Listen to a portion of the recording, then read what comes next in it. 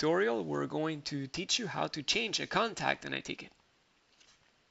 I'm going to go ahead and use this first ticket I have all the way up on top. It's brand new. By clicking on the title of a ticket, it opens the full ticket detail page.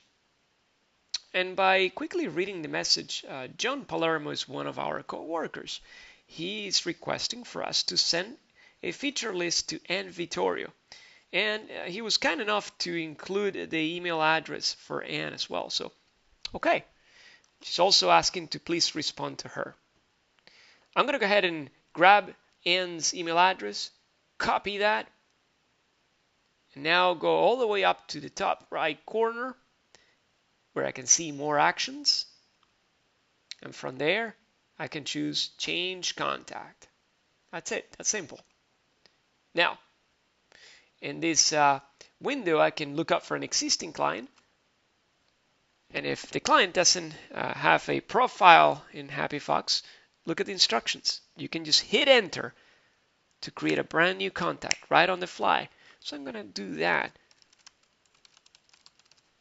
So her name, so that on the email address. If I have more information included in the message, I could grab a phone number if available, and a few other details if necessary. For now, I just have that, the name and email address. I could generate an email to invite her to have access to the HappyFox customer portal. Or I can just simply click on create the contact and change the contact on the ticket. So let's do that. By clicking the blue button all the way down at the bottom, I want you to notice that the ticket is no longer under John Palermo's, but now is under Ann DeLorean.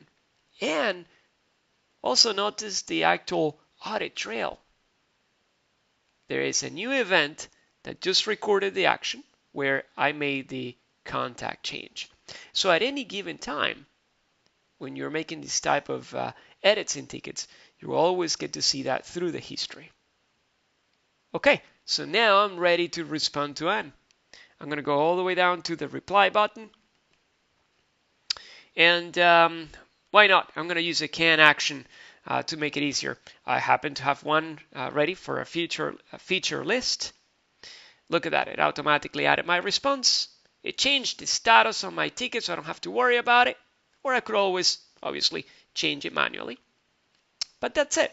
I can just add the reply. And I'm done. If you notice now, I have a full history of the ticket. I can see where the initial conversation created the ticket. I can see where I changed the contact, and I can see exactly when I reply to the contact as well. I hope this was helpful. Thank you so much for watching.